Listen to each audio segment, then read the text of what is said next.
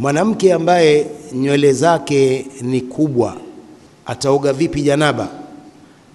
Mwanamke anaruhusiwa, mwanamke ambaye ana nywele nyingi anaruhusiwa kuoga vile vile alivyo, hata kama nywele zake ni nyingi, bali anaruhusiwa kutofungua nywele, kutofumua zile nywele ambazo zimesukwa, anaruhusiwa kwa sababu ya takhfif, kumsailishia mwanamke, sababu ni uzito kila siku.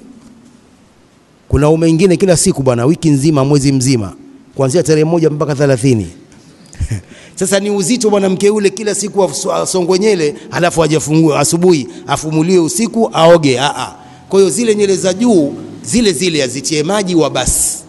Umeelewa? Anaruhusiwa, anahafifishiwa, lakini katika siku zake zile za hedhi lazima akijitaharisha lazima afungue nywele zake na azitaharishe zile nywele. Lakini katika siku za janaba, ili josho la janaba, anaruhusiwa kutofumua zile nywele ambazo zimesongwa.